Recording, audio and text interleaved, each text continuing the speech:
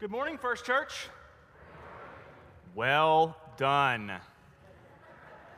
Well done. It's always great to be here. It's an honor and a pleasure to be here, for you to have me here, to invite me to share in this time and in this space. And I'm going to say what I always say after I have to get up and preach after the music that's absolutely wonderful. I don't know how I'm supposed to follow that. Right? I don't know what I could possibly say that hasn't already been said.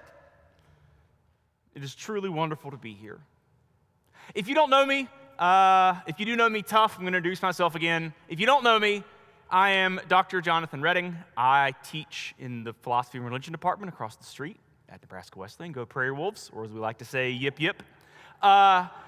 I focus on biblical studies and theology, and I can't tell you how excited I was and am when I saw that one of the options for preaching today was on the book of Daniel. And for those of you who know me, that's my area of research. That's what I study. That's what I do. I have a book coming out on the book of Daniel. So whenever I saw Daniel as an option, I jumped at it.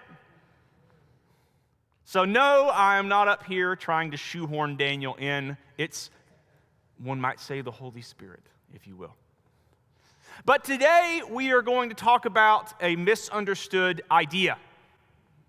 We are going to talk about something that Americans in particular, as an American myself, we get it wrong. And that thing is courage. So if you don't take anything else from my sermon today, take these questions. What does courage look like, and how might God be using that courage in us? Because as Americans, we like to think of courage is showing up and fixing everything all the time. In a world of superheroes, Captain America, Captain Marvel, the Black Panther, Batman, Superman, those are figures that are painted as showing up and having all the answers. They fix everything. Yes, there are struggles, but they act courageously and they get the job done. But that's not all courage can be. Courage can be much simpler than that. All you have to do is ask someone who served in a war and fought in an active combat zone, or nurses and medics who tended to people in active combat zones. Go and read interviews from people who work in organizations like Doctors Without Borders or the Global Food Kitchen. And one thing you will notice is they don't talk about courage. They don't talk about it. Because to them, courage and doing what needs to be done are one and the same. They see a need. They think that they have something that can maybe address that need, and they go and they try. In some instances, if you talk to veterans of foreign wars, they say that the most courageous thing that they do is getting up and putting one foot in front of the other. And what better way to talk about courage than the book of Daniel? In particular, Daniel 3, a very famous story. Many of us, likely, who grew up in churches, or maybe if you did not grow up in a church, that's how widespread the story of Daniel 3 is, because it's called Shadrach, Meshach, and Abednego and the fiery furnace. If you were raised in churches, you know this story well. Shadrach, Meshach, and Abednego are obedient to God. They are ordered to do something by Nebuchadnezzar that they know is wrong, and they say no. They are punished by being thrown into the fiery furnace, and they survive. It's a very popular story. It's a very common story. It's a story that has saturated our culture.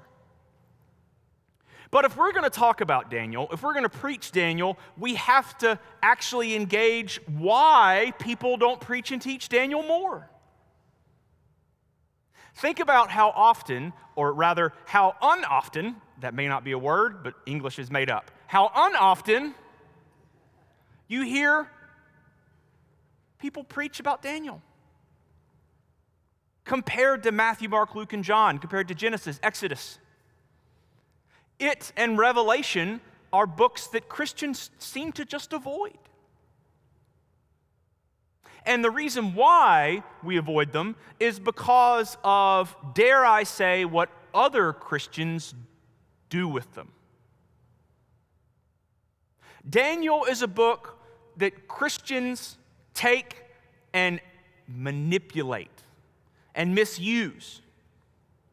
I can't tell you how often I see something online. Whenever Barack Obama was elected president, people on Twitter were like, this is it. He's fulfilling the prophecies of Daniel. The end times have begun. Then when Trump got elected, people said, this is it. He's fulfilling the end time prophecies. It has begun. And then when Biden happened, and those things haven't happened yet, they said, no, this time is it. To speak from personal experience, where I'm from in the American South, I'm from North Carolina, if you can't tell by the accent, we had an economy built around furniture. We were the furniture capital of the world. There was more furniture made where I'm from than anywhere else on the planet up into the 50s, 60s, 70s, and 80s. But then those jobs left and they went overseas. And in that economic shift, there began to be a spike in people preaching and teaching Daniel. Because they would preach it and teach it and say, the end times have begun.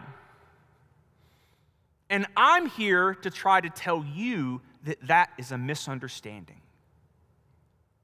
I'm here to tell you that sermons and readings like that are grounded in information that's just not correct.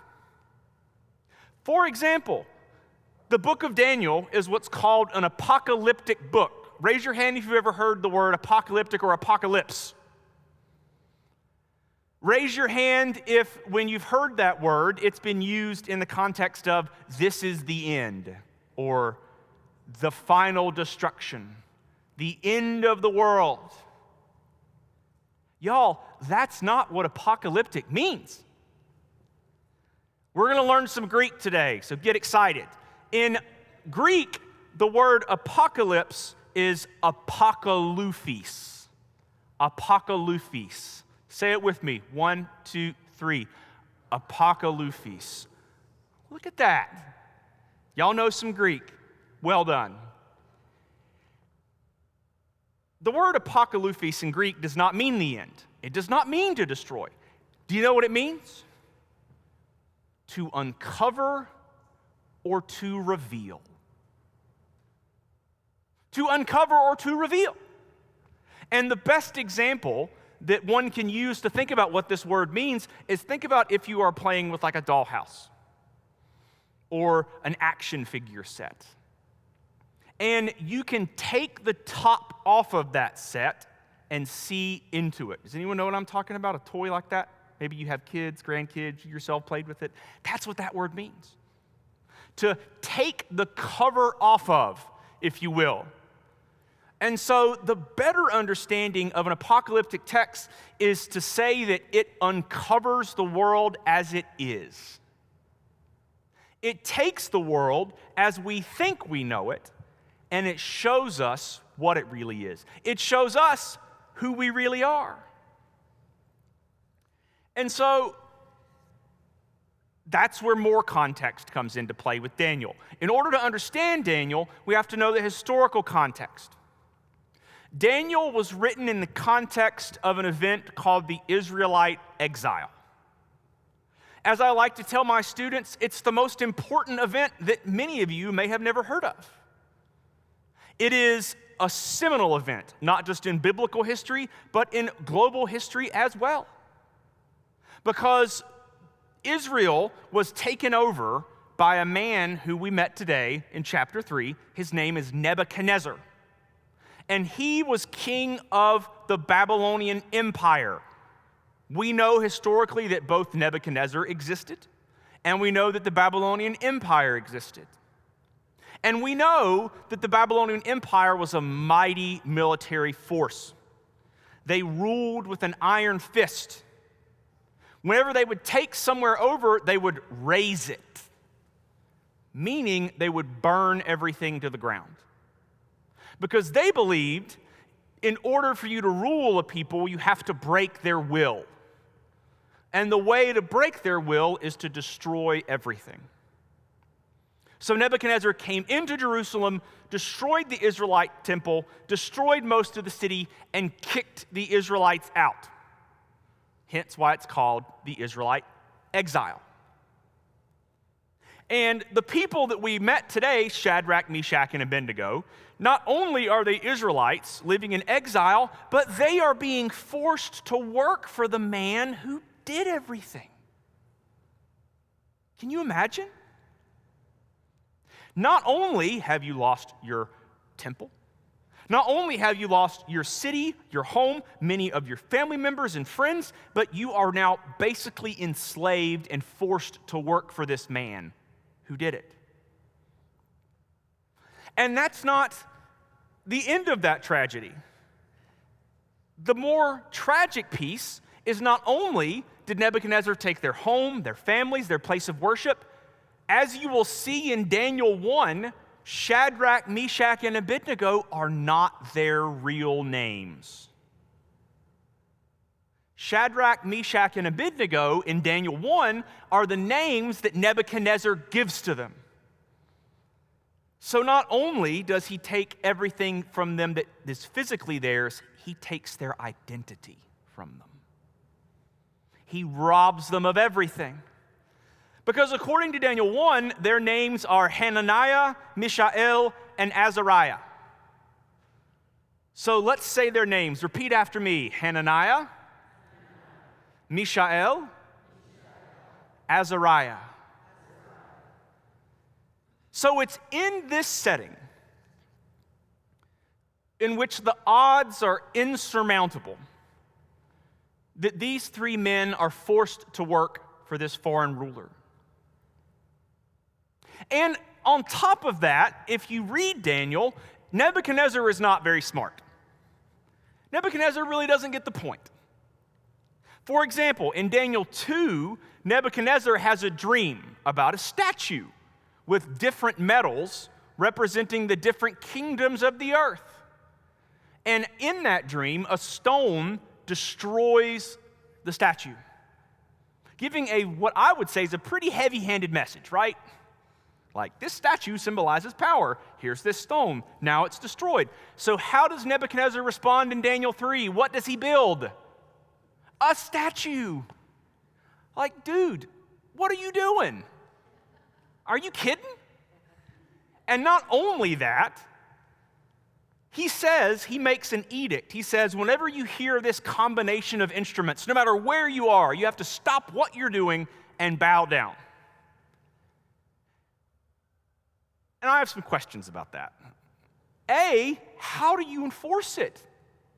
Does that mean that the king is going to have people like follow everybody around and make sure that when the music happens, they stop and they bow down? Like, how's that enforceable?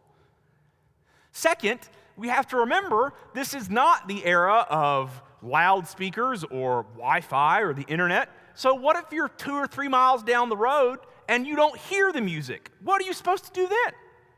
Like, it just doesn't make any sense. And so it's in this context that these men get put in an impossible situation. It is widely considered that the king set up this edict to entrap people like our heroes. That he set up the edict as a way to say, oh, you broke the law, now you can get punished. And it is in this moment when these three men refuse to bow down to the statue that we see their courage.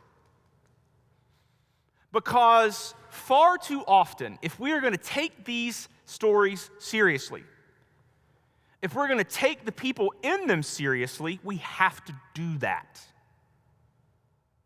Because when we read Daniel 3, we know how it ends.